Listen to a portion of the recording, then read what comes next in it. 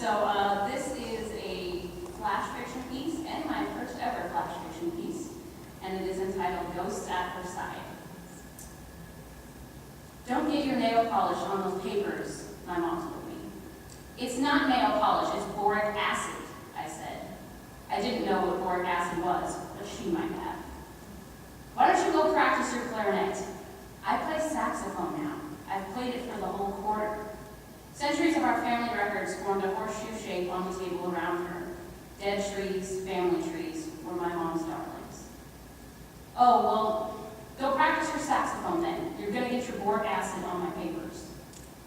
I chewed the loose film from the inside of my sheet. My new braces were hurting. I pretended I didn't hear her. She pretended I was not there. This was the way it was.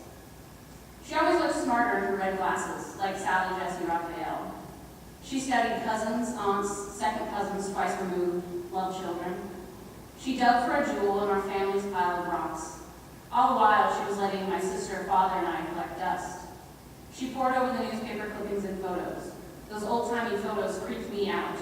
The people always looked like ghosts with their gray eyes. I didn't care if they were my ancestors. They were creepy. My mom was just a scholarly version of a ghost hunter. Foundling. Damn it, there isn't anything here. At the time, the irony was lost on me, but Foundling was the name that my mom had learned she truly came from.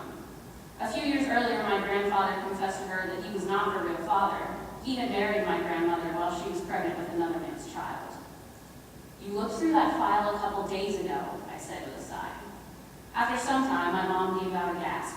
Oh my God, look! She shoved a photo across the table. There she was, some link to me through blood, some large woman looking uncomfortable, covered in fur and jewels. Louisa Foundling, Duchess of York, 1841, my mother read. I rolled my eyes. My mother had made a mistake. God, I wanted it to be a mistake. One so bad that she would stop chasing ghosts. She never did, not until the year she died.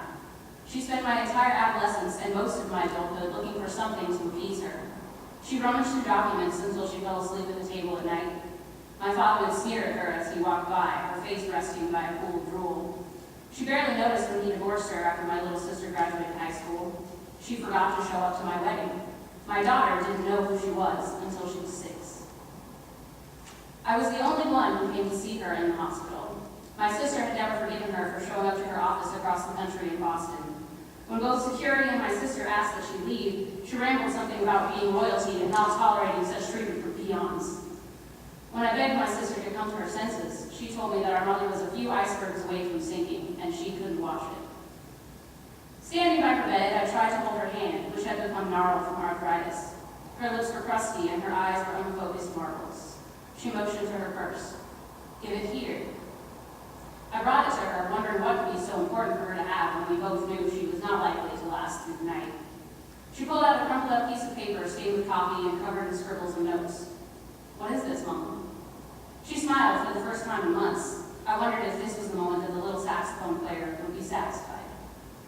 The Duchess of York, Louisa Foundling. She was real. She was my great aunt. She never married.